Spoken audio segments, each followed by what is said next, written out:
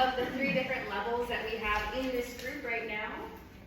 Level 1, tracking your food daily. Level 2, also tracking food. Level 3, optional food tracking, and you can track your veggies so that you know you're hitting your veggie intake.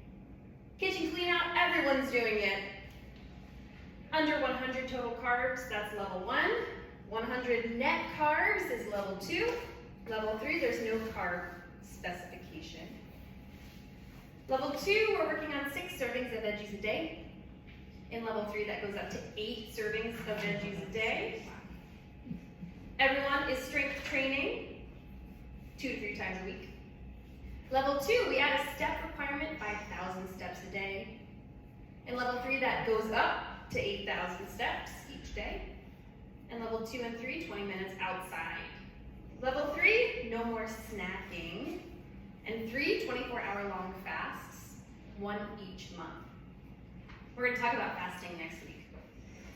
No missed workouts in level 3, and everyone has a water goal. Level 1 and 2, we're working on 8 glasses a day, and level 3, 100 ounces. I'm gonna go. Never say never. No, I can tell by the steps. Any questions And the about servings of veggies. Any questions about the level that you are currently in? Okay. Today we're going to talk about veggies, specifically salad. We're going to get into some nitty-gritty about organic, the importance of eating organic and why. We'll talk about serving sizes, eating intuition, and do the weekly watering.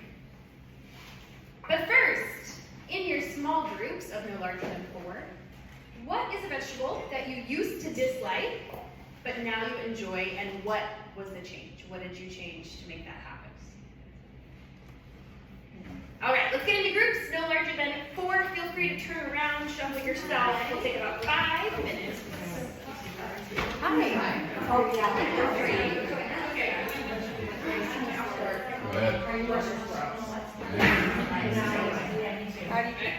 Me too. Come on, little.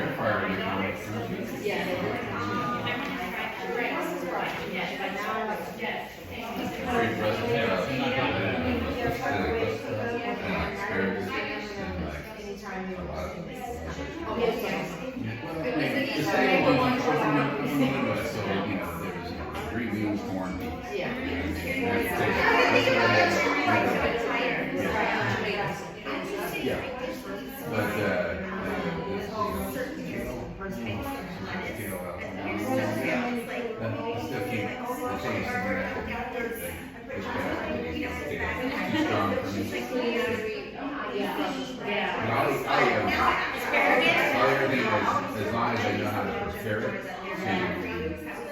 get these good choice. Sprouts, I'll grill it out, smoke it, or something, or douse it with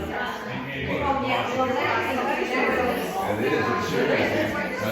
It's just pour drizzle butter or some kind of butter sauce.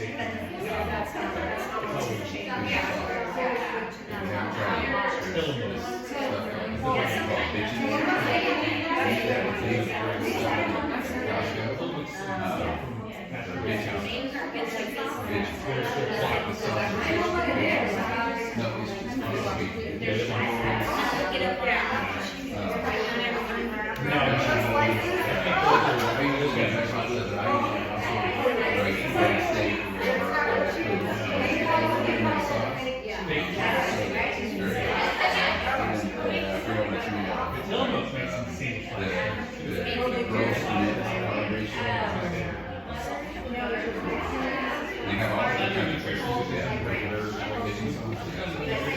They also, you go to Ron's Roberts, you'll have the small container about this big.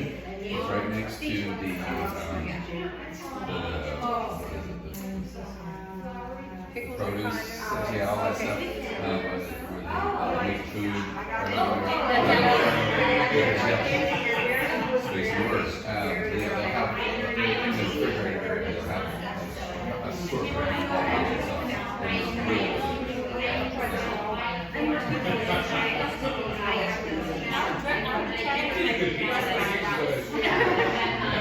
It's out.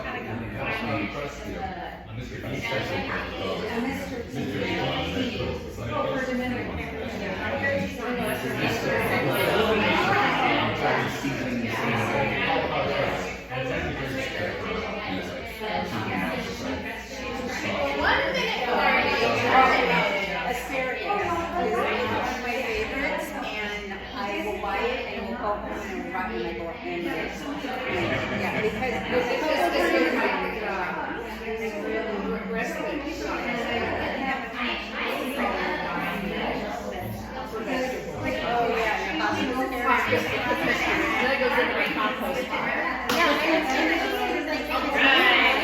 Let's bring it back together.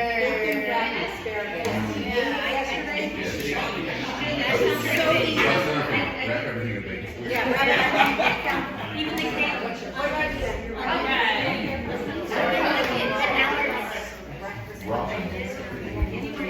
Here we go.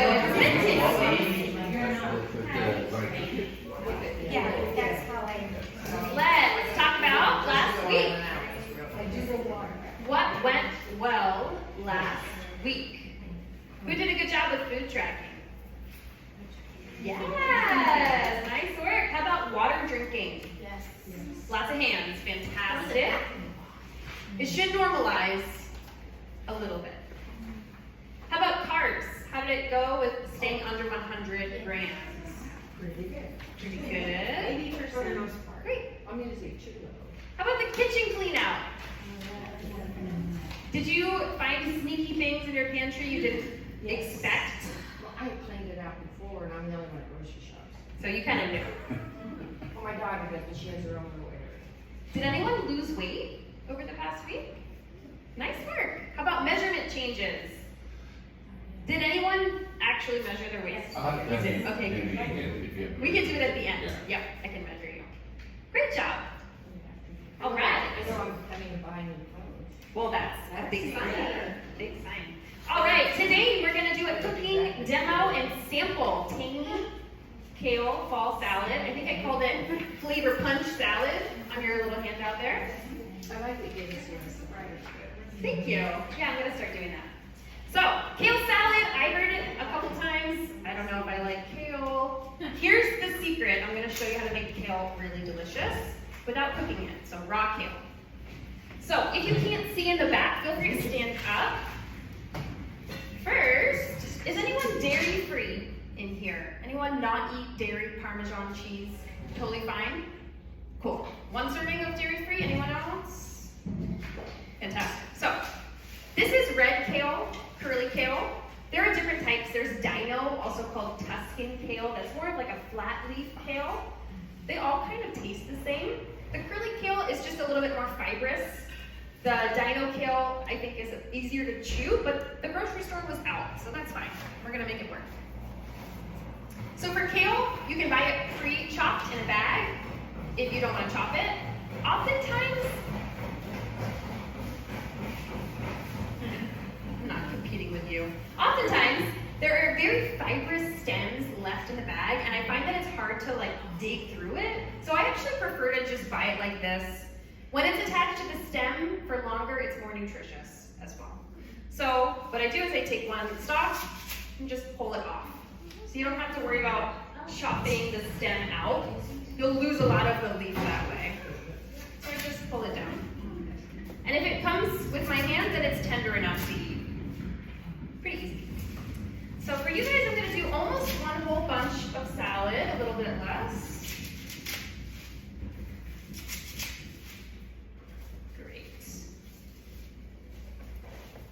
And now that I have my leaves off of that stalk, you can put the stalk, those fibrous pieces, into the freezer. If you're gonna make a chicken stock later in the month or something, throw it in with that. If you're, a composter, you can compost them. You can try and feed them to your chickens. They probably won't eat them. Try that. And then I'm just gonna chop it. And you can saute them. You could cook them up. That could work too. So you really want to get these leaves processed. You don't want to have a huge bite of a huge leaf. That's really not very pleasant. And so if you're chopping a big pile like this, it can be safer to keep your hands on top, so you don't have your hand somewhere in there. So chop, chop, chop. Go a different direction. You have some perpendicular lines. It doesn't have to be perfect.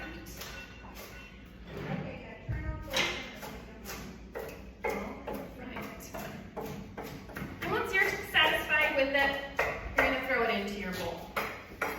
That's a big piece. That's a big piece. Ha! And this is not a very big bowl, but it's going to reduce in size because I'm going to massage my kale. Has anyone ever tried doing that before? It makes it more tender. It breaks down some of the fiber and some of the starch, and I think it makes it a little sweeter too.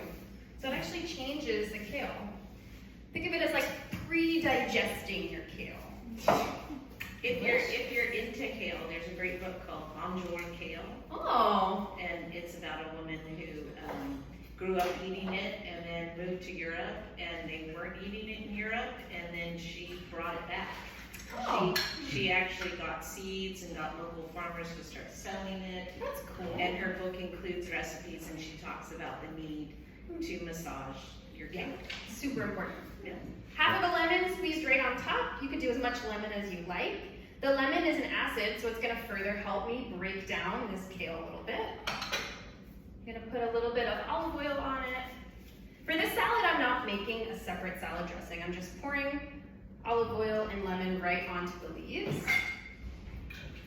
And then just go in and give it a little massage. Squeeze, squeeze, squeeze. You can overdo it. That's what I was wondering. You can overdo it. You'll know because you won't have any leaves left. It'll be like whole, basically. Oh, okay. And spinach. Yeah, yeah. That's probably good. So just a little bit. It reduced by about a third, I would say. And that's it for the leaves so far. And I'm gonna make sure that I remove a little dairy-free over here. Okay, in this salad, we're also gonna do toasted breadcrumbs. Let that heat up. Toasted breadcrumbs, I think, are better in a salad than a crouton because you still get that crispiness. But you don't have these giant pieces of bread. So it's a good way to reduce your carb intake versus having a Caesar salad that has an entire chunk of bread in it. We're also gonna do some rehydrated, get my oily gloves off, rehydrated dried berries. I like unsweetened tart cherries. They didn't have those at the store when I went. I have like the world's worst Whole Foods. I don't know what it is. Pasadena Whole Foods, don't go there. So I got golden berries, which I never really had a dried golden berry before. They're very low in sugar for a dried fruit, and they're high in fiber. So I think it's a win, actually. It's kind of a happy accident. So I pre-chopped some golden berries. I'm gonna do like a fourth a cup. I'm gonna pour some hot water and a little bit of white wine vinegar in with that, just so that they're not quite as hard and chewy when I take bites in my salad. Is a golden berry a regular berry? I've never really heard of it before, or is it a hybrid or something? I think it's just its own thing. Golden berry. Yeah. And white wine vinegar. The liquid in this probably won't go into the salad. It's just to rehydrate the berries. But then it'll have kind of a tangy kick because of that vinegar. So that's just gonna sit. I'm gonna put that on at the very end before I serve it. And then I pre-chopped garlic. If you don't want your garlic to go bad, like turn green, you might have experienced that before, just put some olive oil on it and it will reduce the air exposure so it won't turn green. A little olive oil. Let's see how that's not hot enough yet. I Maybe I'll wait and do that at the end. Any questions so far? Are you using panko breadcrumbs to, is that what you're doing? Good question. I'm actually using a gluten-free bread because of food allergies. You could use any bread that you like.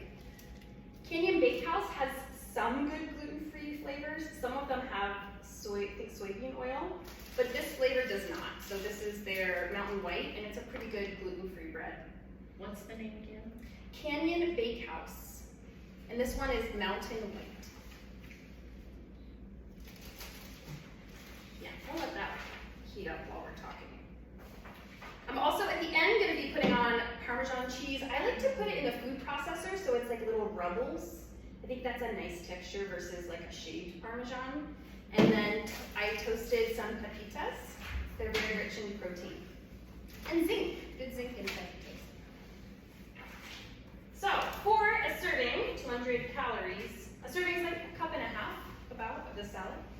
200 calories, 8 grams of protein, 13 grams of carbs, 2.5 grams of fiber, 78% of your daily need for vitamin K. Can you guess where that comes from? Kale. Kale. It is. 27% of your vitamin C. Where do you think that is coming from? Lemon. Kale, lemon, yes. And the calcium, cheese, and also some stuff from the sunflower seeds. So this is a nice little side salad. Let's talk about organic produce. I think we kind of know in our hearts that we should be eating organic produce, but oftentimes when you're shopping at the store and you're comparing the conventional produce to the organic produce and you see the price difference, it's like, oh, it's not that important, it doesn't matter. And then you buy the cheaper one. At least I know for myself, unless I'm refreshing on the reasons why it's important, that can happen. So I think it's good to talk about this.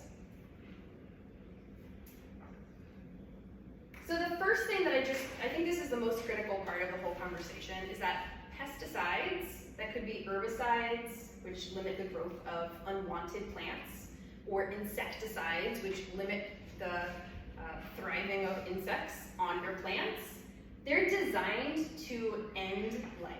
They're designed to kill things. That's the purpose.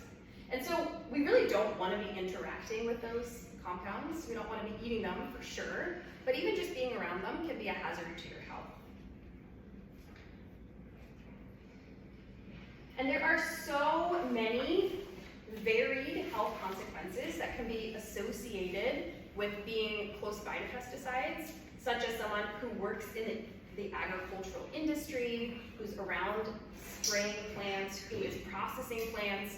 People who work on golf courses can have major issues because there's so many pesticides being used for the greens. So it could be things like brain issues, cancer, nervous system issues, hormone disruption for sure. And then besides all the direct, acute health issues, buying organic, it sends a message. It says, I care about the people who are working to produce my food. And eventually, that makes a difference. So the goal is to get to a sustainable food system. Organic is good, but there can be variations in what's considered organic. We still have industrial organic factories, for sure.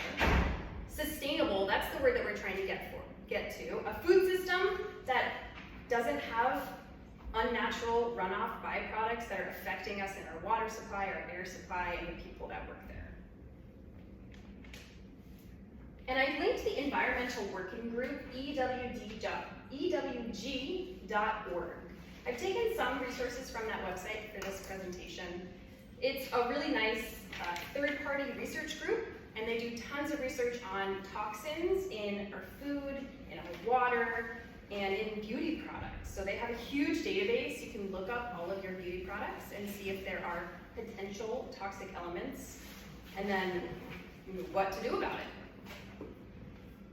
Probably have to change my foundation. Yeah. Probably have to, change your mascara. See, it says clean on it. Yeah.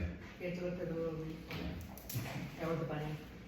Pesticides behave as obesogens. Obesogens are compounds that interfere with our hormone metabolism and the ability for our body to regulate weight. And we don't actually understand the mechanism behind this, but we do know that it's true. And specifically, we see people who have high interaction with different obesogens, from pesticides, insecticides, poor water quality, poor air quality, whatever. They have an increased fat storage. And they have poor control of that hunger system that we talked about last week, the leptin-ghrelin satiation cycle. And then furthermore, we have these insecticides that we call them POPs, persistent organic pollutants. And that basically means they don't break down easily. They might take 200 years to be cleared from our earth, 400 years, 1,000 years, whatever it is. And as a human, as an animal actually, we have this mechanism. If you have a toxin that comes into your bloodstream, our body says, ooh, that's dangerous, I don't like that. Let's store it in our fat to keep it away from the blood. It's much safer in fat. Fat is binding it up, it's putting it in like a little prison. And so if you're constantly interacting with persistent pollutants, those POPs, storing it in your fat, they're just sticking around. And they're not inert. They are causing issues, especially because we have fat in our brain, we have fat in our liver, we have different fat storage all over our body. It's not just like in your tricep. So lots of research between high level of POPs, obesogens, and toxin storage in our fat, and an inability to maintain a healthy weight. I have one question. Sure. With all the water we drink, does that help get some of this stuff out? It does.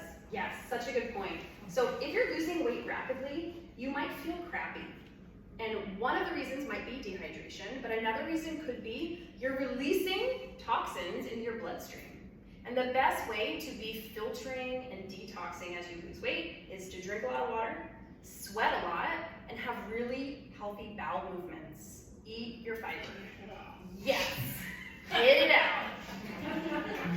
You can brag about it here. Yeah, our moments that make me tear up. Is there ones you post on Facebook? Wow. So just for a little bit more support, I pulled a paper called Pesticides as Obesogens, how pesticides are increasing sensitivity to metabolic disorders, and how alternative pesticide practices need to be pursued.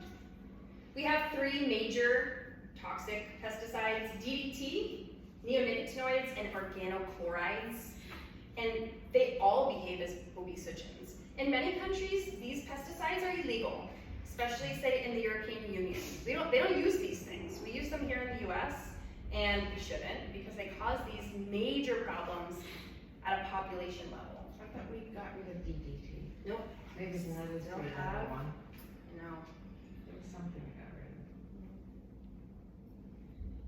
of. Okay, so what is organic? When you see this label, USDA organic, basically it's, the USDA is a federal organization that tries their best to make sure that when somebody says, okay, I made my food, I produced my agricultural product, I raised my chickens without the use of synthetic chemicals, then they get this little label on it. What's defined as synthetic is a little bit loosely, it's up for interpretation, but I can assure you it's better than conventionally grown produce that doesn't say USDA organic. And then the agricultural use of the term organic, that's a labeling designation. So for food or feed, or animal products, or eggs, or fish to be labeled organic, it means that the animals or the food could not have eaten anything that was grown with synthetic chemicals. So organic chicken may be very abused chicken, but fed organic feed. We don't know. Their life's miserable. And then it's important to note, just because you see organic does not mean a food is healthy. I've seen lots of organic 4-cheese frozen macaronis, and I don't think it's healthy just because it says organic. So don't get confused on that front. Any questions about this? While we're talking, I'm going to put my breadcrumbs that feels. I'm feeling the heat. Okay. Olive oil. Pulsed homemade breadcrumbs. Ooh, sizzle, sizzle.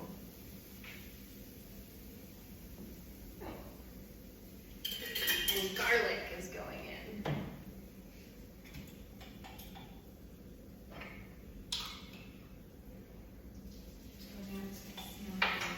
You can chop your garlic and mix it all up ahead of time, because like every time I cook, I'm missing again.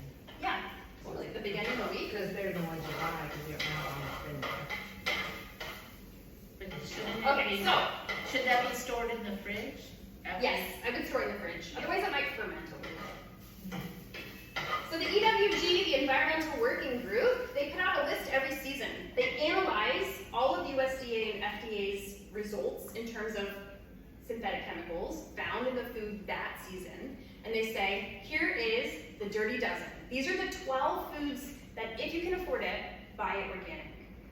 And then they come out with the clean 15. The 15 produce, vegetables and fruits, that if you can't afford all organic, buy them conventional. They're less likely to have as much pesticide residue. So this year, 2022, these are the dirty dozen. These are the ones we want to be specifically buying organic, if you can. If you can't afford anything organic, still eat vegetables. Still eat fruit. Don't substitute with the 4 cheese frozen macaroni. But it's organic. And I'm going to send out the slides on Saturday. So Okay. if you're worried about capturing this, it'll come to you. Don't worry. What if I need to go to the store before Saturday? Take a photo. Yes, please. Thank you. 48-minute Texas. Yeah. I didn't know they changed every year. Change every year. I did not The know. clean 15, these are the ones that are less likely to have those pesticide residues.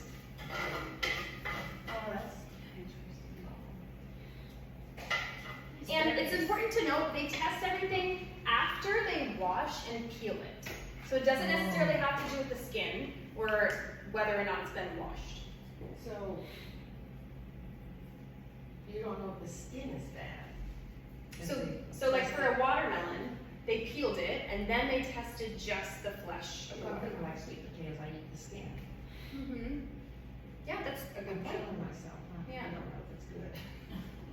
But we know the middle is. Before we move on, any questions about this?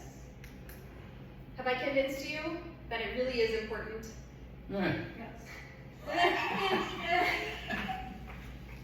Okay, let's talk about serving sizes. We've used these photos a bunch, but I think it's a good reminder what a serving size looks like. And this by no means means that you have to eat 1 serving at a time. If you're really hungry, eat 2 servings of protein. Great.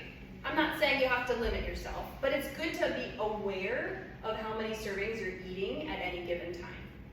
So meat and fish, a serving size, it's sort of loose. Like some people say 4 ounces, some people say 6, but generally it's like the size of a deck of cards.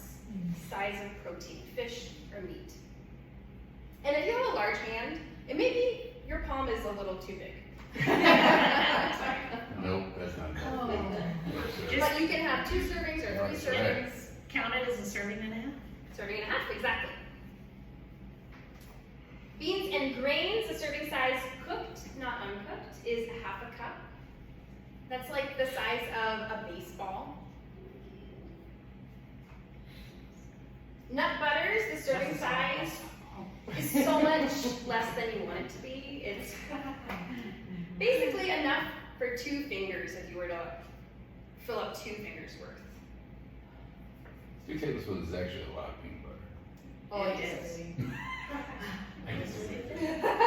I'm saying for a serving size. Two Yeah. tablespoons is a It's, lot. it's More like peanut butter 200 than you calories. think. Yes. Yeah. Well, because they're ground up. It's a condensed food. Yeah. Yogurt serving size is 1 cup. That's like a softball size. Nuts, the serving size is a palmful. Everyone make a little palm and squeeze your fingers tight. That palmful, not that palmful. That palmful. That's the nuts. Okay. Leafy greens, because they're kind of fluffy, they're not as condensed, it's 2 to 3 cups. That's your serving size. If you were to squish it in, it'd be like a cup. Oh, I thought it was a cow. I've been counting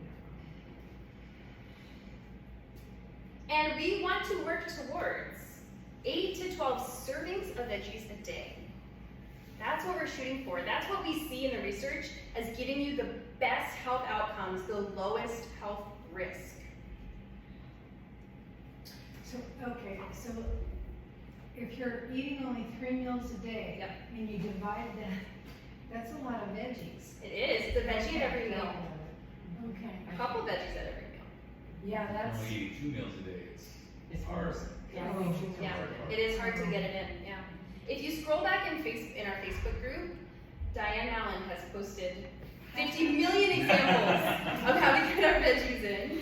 If you have a giant salad, so you have a salad, 2 to 3 cups of lettuce, you have a half a cup of carrots, you have a half a cup of radishes, that's already 2 servings, right? We have 2 ounces of avocado, that's another serving of veggie. We're counting it here at Village as a vegetable, that's 3 servings, just in 1 meal.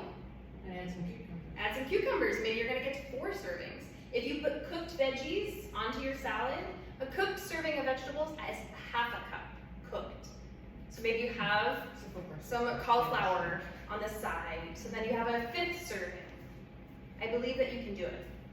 It's hard, It's hard, because, I mean, I've been putting spinach in my omelets, everything. yeah. that's a great idea. But there's some days I can get, I get out of the house. Sauteed zucchini. Those Greek salads, you think you're all your veggies in them, but it takes hours to eat. Yes, yes, those big salads take a long time to eat. And put it on the side. I just leave the zucchini. All right, let's talk about our last topic today, eating intuition. Building our eating intuition. Eating slowly is so important for health. In France, you are required to take 2 hours for your lunch break. It is illegal to work on your lunch break in France. It is so important. And they have no cup holders in their cars. Yes, they don't eat on the go. In Italy, you don't get, there's no to-go cup. No. You eat while you're there. And so, But they do have takeaways. they do, but they look at you kind of sideways. Yeah. Do they have 7-Eleven big ups there? I don't think so. Not that I've noticed. Okay, so no, you can't even cheat driving and drink your water, because I do that all the time. Oh, that's fine. Oh, Yeah. It's easy. Yeah, just stuff in your. It's your meal. okay. Okay, so one of the big reasons why eating slowly is helpful, as soon as you put food up to your mouth, you're beginning the digestive process, the process of eating. You're stimulating secretion of enzymes in your saliva, enzymes in your pancreas, in your small intestine. And if you're not properly chewing your food, the enzymes in your saliva are not working well enough and breaking down that food well enough so that when it hits your stomach, the food's too big, it's the wrong texture. And then it's so stressful on your stomach acid has to work overtime. When it hits your small intestine, it's still not the right size. Your small intestine is like, whoa, what happened here? Then you're gonna get gas and bloating and burping, acid reflux symptoms. Just eating slowly enough can eliminate acid reflux.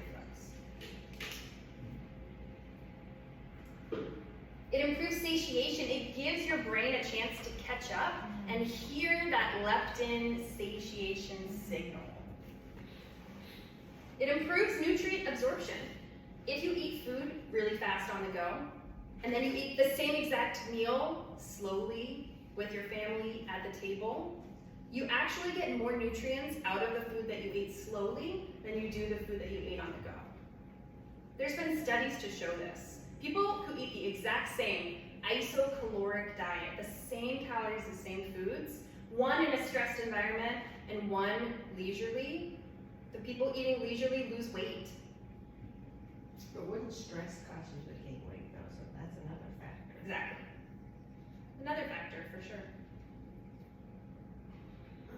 It keeps us alert. Eating slowly and chewing properly can reduce that feeling of fatigue that you might have after a meal. Okay, so the next thing I want to show you, this is called the STOP method. This is actually used in many different modalities. therapy. In nutrition, we use it for people who are recovering from binge eating disorder, but it can be a helpful tool for anybody who has cravings. And that doesn't mean that you have a problem necessarily, but it's still a helpful mechanism. So S stands for stop what you're doing. So let me build a scenario for you. It's 9 p.m. You're sitting on your couch. You turn on Alone on Netflix or whatever you're watching at the moment. I'm frozen. There you go. And you're like, oh, you know what would go really well with this show? A frozen chocolate covered Kodiak bar. Yeah. So then you get out of your chair and then you think, Casey told me to use the stop method. So this is what you do. S is stop what you're doing. Putting space between the thought and the action. T is take 3 deep breaths. But actually do this. Take 3 deep breaths. Okay? O is observe. Are you actually hungry? Does this food fit into the goals that you have right now? Does it fit into your day of tracking? Are the carbs going to push you over? Are you bored? Is this a habit? Is it every time you watch TV, you eat something? So just observe it. Yeah. So good. Yeah. And then P is proceed. And proceed could be eating the chocolate-covered Klondike bar. Sure. Maybe you decided in your observation, you know, I want this, I'm going to eat it. Great. There's no shame. There's no shame and there's no guilt, but it's just good to be aware of what you're doing. Maybe you decide to change. Okay, I'm still going to have a snack, but I'm going to have some dried golden berries that I have in my pantry. Maybe you're going to eat half of the Klondike. Maybe you're going to eat 2 of them. Whatever you decide is fine. But make a decision based on the observation and not based on the habit or the boredom or the association.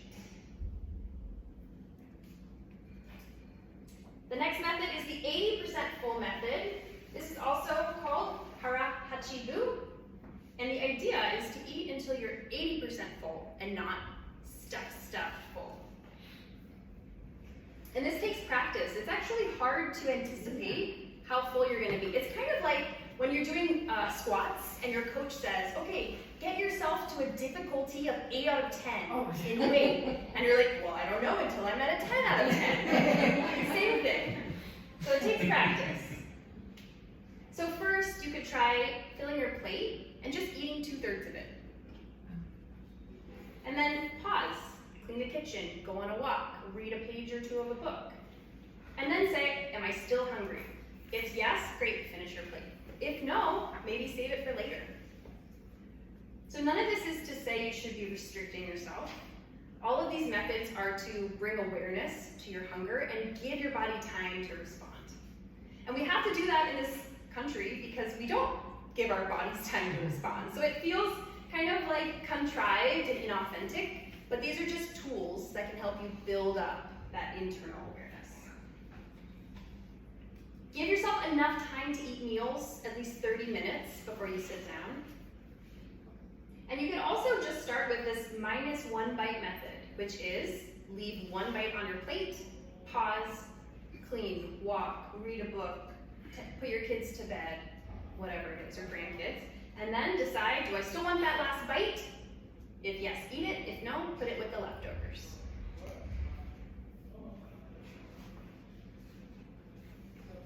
And I think the mentality of there are always more opportunities to eat. I don't think anyone in here is at risk of not having a meal tomorrow. And so telling yourself that, this exact food, I could eat it tomorrow as leftovers, I could make this meal again, I could go back to Cold Stone again tomorrow. I think that can be comforting and helpful. Okay, let's spend 5 minutes working on your weekly watering. I'm going to put these in little cups and hand them out so you can sample.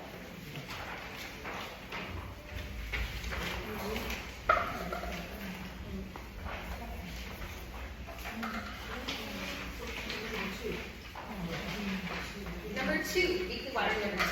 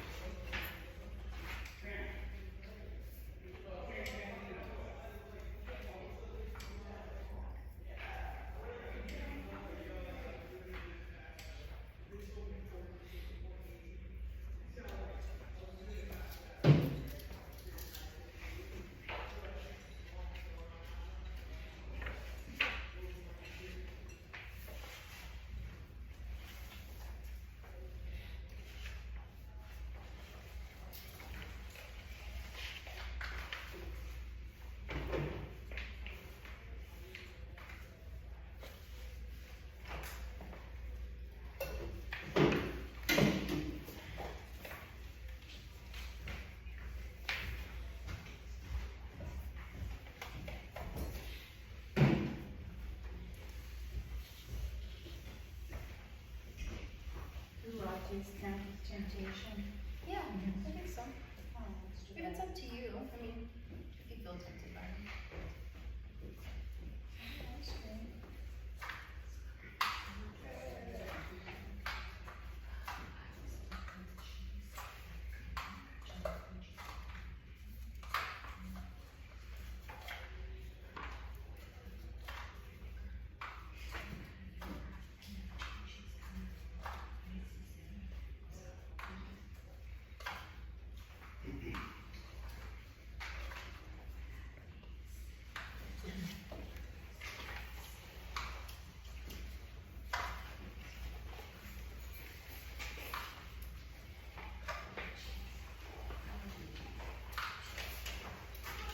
Anyone that's done that wants to help me hand out?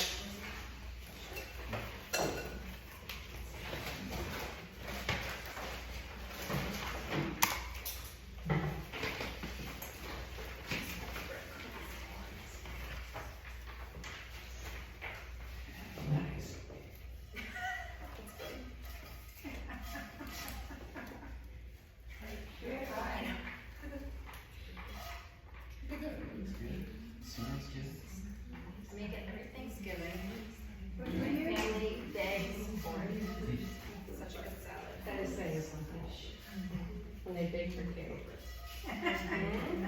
My family does, they want their stuffing and the gravy. We're gonna do a friendly green bean recipe before Thanksgiving.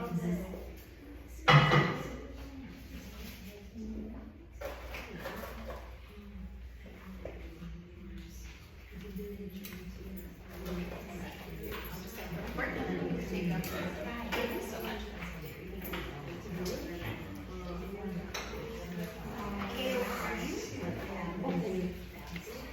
So it's Derek, are you doing great? You're the Derek. I was very. Okay, I was just making sure I was gonna hand somebody else. Good, good.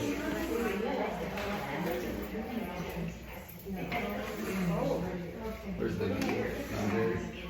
The golden berries are good. Right. There you go.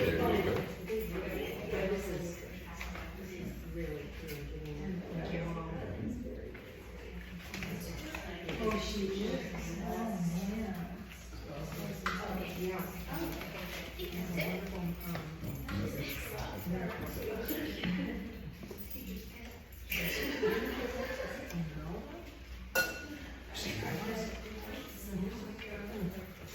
Everyone get one? Oh, okay. Good. You did sunflower seeds, not walnuts? I did sunflower because of food allergy concerns, No. but I love it with a walnut too. Real, real small. Yeah. I got myself some.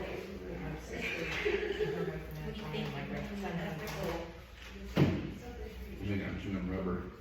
Yeah. Really? Still not a Taste. believer? Not the taste, the texture. Texture? But massage it more. Yeah. The taste isn't bad at all. I mean, the whole mix of flavors are good. It's just that the texture, yeah, it's a little more dense than like any other kind of lettuce. So it makes you have to chew it. It's really good. Oh, good. I'm glad to hear it. Who's gonna try this salad this week? Couple? Good. That's the idea. We give you one recipe a week, show you how to make it, and then please try it throughout your week. See what you think. I like the sunflower seeds. Mm-hmm. What's the super curly kale? You know, it's got bigger leaves and it's super curly on the end. Does it go, starts with an L? No? Lasanito. Okay. And that's what, no, I think the Lasanito is more like the dino kale. This is very curly. I don't know, is there something curlier than what we have here? You said that's red? Red curly kale. Yep. That was good. I was thinking it's the same stuff. Yeah. Right. And the more you kill it, the more you get the texture.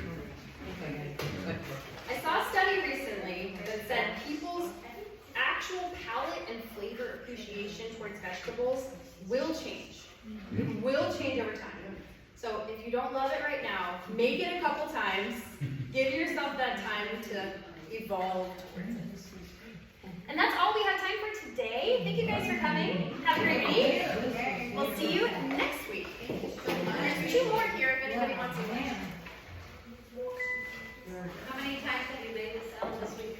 This week this is the 3rd that Nicole did it once. So we'll do it 5 times this week. Yes. Oh yeah, go for it. Haley wants it.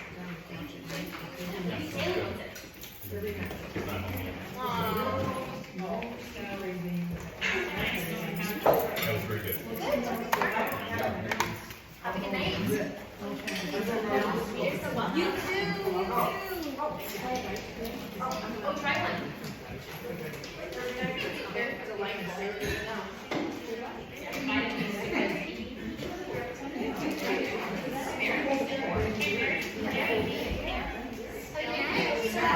Oh, good.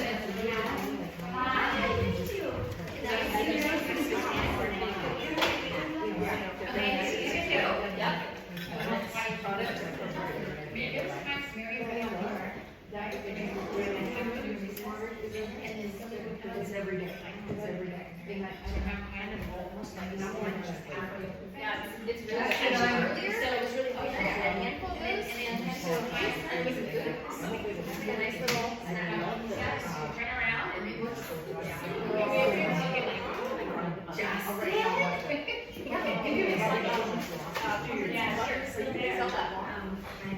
that was just nice. You asked what's next. Ask what's next. Yeah. Yes. We're gonna see some of this like. I gotta work on that. Yeah. You gotta work on Easter and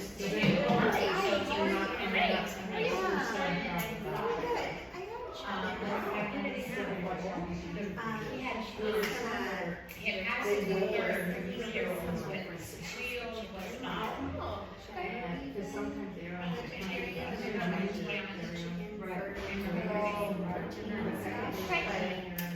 She also did the app. I love it. So you would have her in the beginning. She did like a model. I go. So I just wanted to. What are you doing? No, but I'm gonna walk one. Once you go I short. It's a guy in short. I think chicken thighs in the air fryer are a very good Do you have introduction for people someone that who are doesn't like into chicken. nutrition? Because you don't have to do anything, you just like season, salt, and pepper, and throw them in the air fryer, and they turn out perfect every time. It's just. He's not that one. He can't. It's just. Oh, She would have different hours that she would have different things like an hour after. And then, come in after lunch. That's why I'm gonna and do it. then she said, Yeah. she's protein or soda. I think her protein or soda. So she goes, First one. Yeah, okay. So definitely chicken. there's some nice ideas. Yeah, just like, that's what I do. I thought, I'm gonna have smart aleck. So I'm gonna get rice tea. For my like, I'm gonna make two, but I haven't. I turn around and go. Yeah, and they usually say,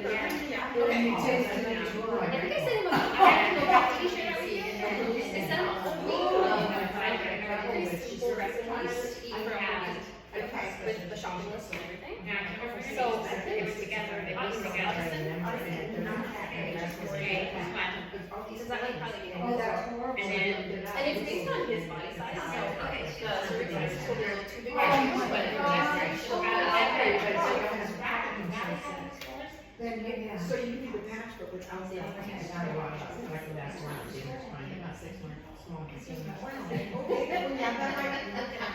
That might. There is chocolate one, just. Yeah, I think that chocolate and stuff is all amazing.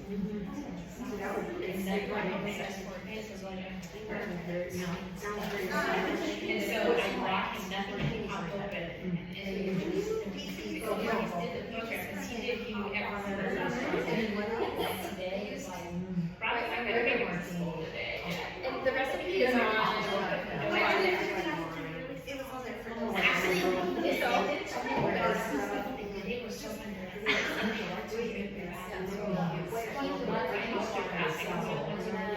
So it's straight cheers this way. Yes, yeah. Okay, well, Oh, but give me some extra pop for that. Oh my gosh. And I'm telling you, Okay. just have some rules. That was sorry. How much? Yeah.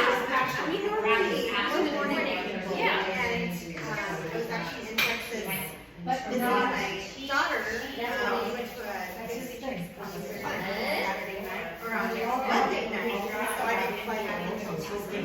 Oh, gosh. Sunday and Saturday. Well, maybe you learned different things. Oh, I know. Compare notes. Yeah, for sure. All right, thank you so much. Thank you for sending that. Of course. Yeah. All right, thank you. Bye. yeah. You know, consumers I are love salads with can't See, and then we yeah. can